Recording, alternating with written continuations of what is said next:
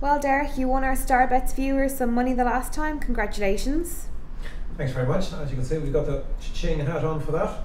You should have had Vasha Artemiev to score from a planned move, 7-1, and the Russians come in with a handicap. We got some help from Johnny Sexton, admittedly, but the Russians were organised, and barring that 3-try salvo that we managed to fire off just before half time, we could have been in a bit of trouble. So let's spend the money, let's run it on, because we've got winners here too. So what have you got in store for us this weekend on the Rugby World Cup?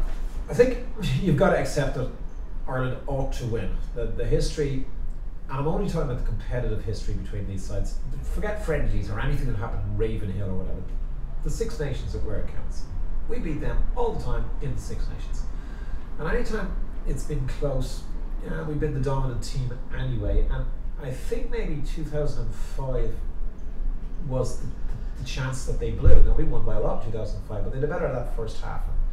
They failed to kick their penalties, and at the moment we have an Italian team who have dreadful kicking problems. That Mauro Bergamasco seems to just put his head down and fire the ball in the general direction of the terrace at the far end, and if it goes over, it goes over. So look, you should be backing Ireland to win, but don't take 1-8 or 1-7. Try and find a friend and get a £5 even bet.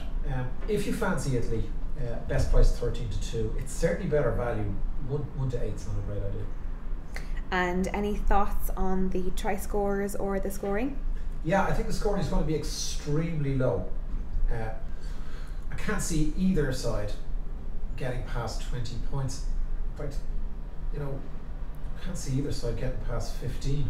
So I think you should be looking at Italy to win on the handicap. I think a good value. Try and get even money if you can. I see Bet365 have got 12 even money both sides, so they're actually, as we speak tonight, the best money. Try scorers. I keep telling people, and I've told people for a long time, always trust O'Driscoll. He's our top scorer by miles. It's a bit like Robbie Keane. Who scores?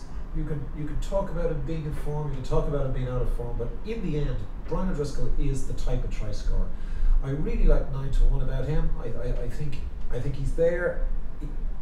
If you don't like 9-1, if you think that it's an anytime try scorer market, 11-4. Now, at the same time, my eye has been caught by that rather extravagant, larger than life Martin Castrogiovanni.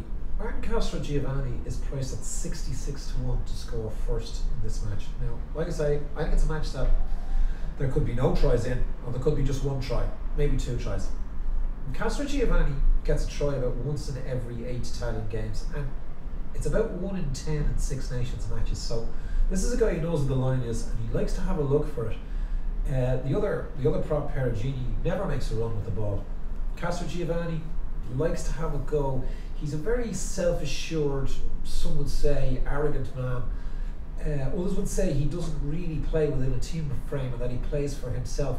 In this kind of context, you're looking at a fellow who could get white line fever and just keep having a go, and he certainly won't pass if that line's in front of him. 66-1. Very rarely get a chance to put any money on a 66-1 bet. So I'm afraid to tell you to back a 66-1 hope. What I've noticed is that he's 25-1 to score at any time in the game.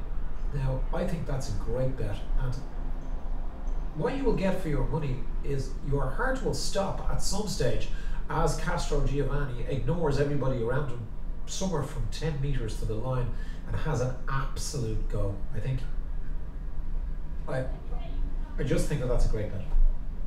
Great. Thanks, Derek.